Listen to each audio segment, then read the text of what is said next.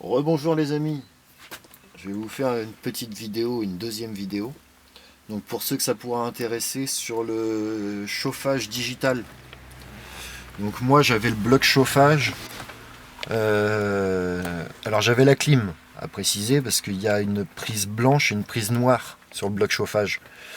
Si vous n'avez pas la prise blanche, ça va être compliqué, il faut retirer les fils de la prise blanche, c'est vraiment compliqué, donc ça sert à rien. Mais si vous avez la prise blanche et la prise noire, sur le côté, je vais vous faire voir, vous pouvez mettre un bloc chauffage digital. C'est plus and play. Il n'y a aucune modification à faire. Ce qui veut dire qu'en fait, vous branchez juste votre bloc chauffage. Donc vous remettez, évidemment, il faut enlever le tableau de bord, tout enlever. Vous mettez le gros bloc chauffage avec celui-là qui est prévu pour la clim digitale. Et du coup, vous vous retrouvez avec vos petites fiches derrière pour brancher votre clim digitale. Et vu que c'est plug and play, vous le branchez et ça fonctionne. Donc je vais vous faire voir que ça fonctionne quand même. Aucune modification à faire, il n'y a vraiment rien à faire. Donc là on va mettre le contact. Et puis là on voit bien que du coup j'ai toute ma ventilation qui va fonctionner. Donc j'ai les vitesses, j'ai le mode automatique. Tous les boutons, hein, là en façade, ça me souffle ici. Là je peux faire souffler au pied, je peux faire souffler... Vraiment tout fonctionne. On peut augmenter la température, il n'y a aucun souci. On peut faire souffler devant, vraiment tout fonctionne, il n'y a aucun souci. Donc ça c'était juste pour vous faire voir que c'est plug and play. Aucune modification, à part démonter le compteur. Et puis évidemment changer le gros bloc chauffage. Donc je vais vous faire voir à quoi ça ressemble. Le bloc chauffage, donc j'ai l'ancien, parce que celui-là est monté. Mais j'ai l'ancien qui était en manuel, que j'ai de l'autre côté, donc je vais vous le faire voir. Il faut changer le bloc chauffage, donc en mode automatique, hein, qui vient avec la commande, plus cette petite commande. Et vous avez juste à le brancher, à condition, je répète bien, et je précise, d'avoir la prise blanche. Si vous n'avez pas la prise blanche, ça ne fonctionnera pas. Parce que là-dessus, on a la clim digitale. Ce qui veut dire que si vous n'avez pas la clim sur votre véhicule, ça ne fonctionnera pas.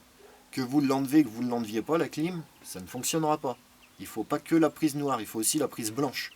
Donc tous ceux qui n'ont pas la prise blanche, va falloir réalimenter la prise blanche. Donc il faut retrouver tous les fils, il faut passer des relais, c'est un peu compliqué. Donc moi j'avais de la chance, j'avais la prise blanche et la noire, parce que j'avais la clim sur mon ancien modèle, donc du coup j'ai pu en profiter pour mettre ce modèle de 98, sachant que c'est une voiture de 92. Donc voilà. Bon je vous dis à tout à l'heure, je vais vous faire voir la prise blanche et je vous fais voir le bloc chauffage, et puis ça ira. Donc pour revenir à nos petits moutons, comme convenu, je vous fais voir où sont les prises. Donc ils sont ici, ça c'est les deux prises du bloc chauffage.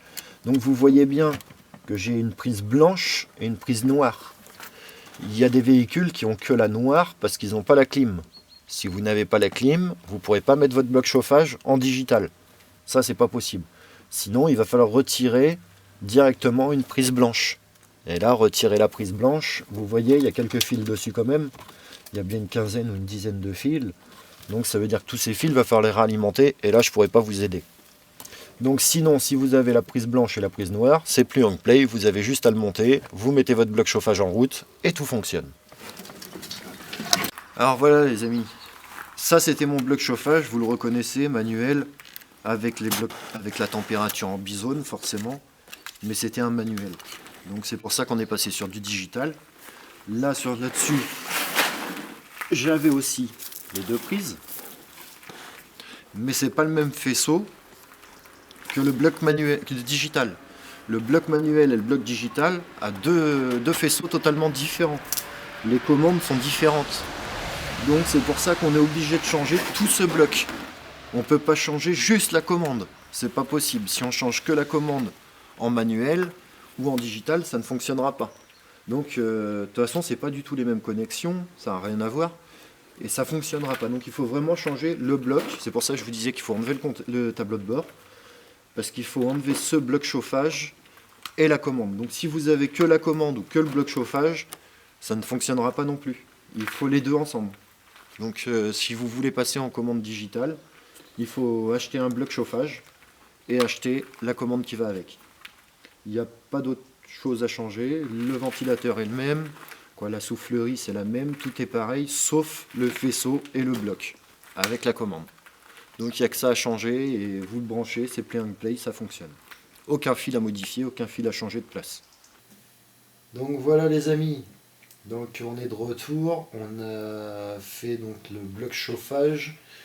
Donc comme je vous ai dit, il y a juste à le brancher, ça fonctionne, à condition d'acheter le bloc et le